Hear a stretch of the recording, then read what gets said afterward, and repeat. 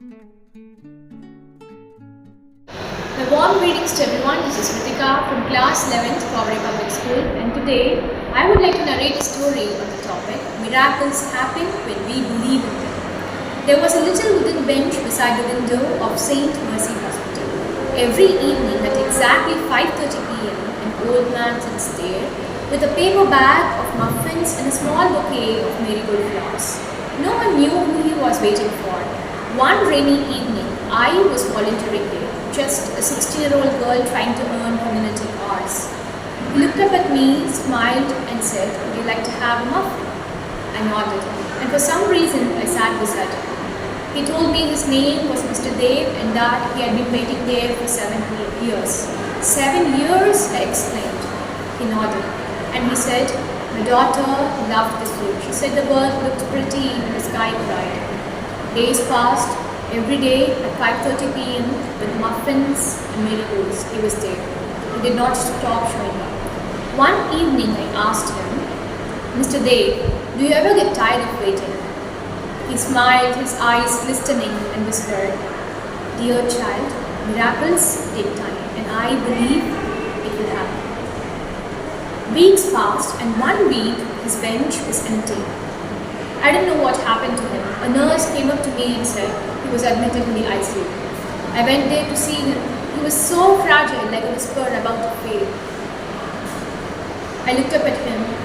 He saw me and he placed a folded letter into my palm and he whispered, "If she ever comes back, give this to her." And the next morning he was gone. I went to his bench, placed a bouquet of marigold flowers and cried for hours. Weeks passed and the letter still stayed with me unopened because there was no she to give it to. One day I decided to open it, so I did. It said, "Dear Anaya, if you ever come back, just realize I never stopped waiting. Remember it always, I never stopped waiting. The world told me you passed away that day in Fred, but a father's heart refused to believe it. They said I should move on. They said I should move on from the past, but I could not because I knew you were alive.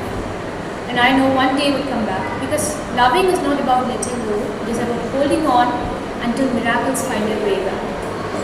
I froze. Tears streamed down my face because my name was Anaya. So the man, Mr. Dev, had been waiting for me all day, all these years, 7 years he had been waiting for me. Tears streamed down my face. I could not control it. I turned it over and there was an address written behind the letter. It said, "St. Mercy Orphanage, room 9B.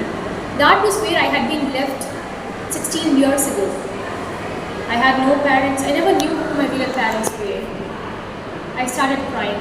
That evening, I went to the desk, sat there with a bouquet of marigold flowers. The sun let gold just like marigold flowers. And I could smell the scent of muffins in the air. I whispered, "Dad, I believe now." And for the first time in forever, I could feel him smile in the wind.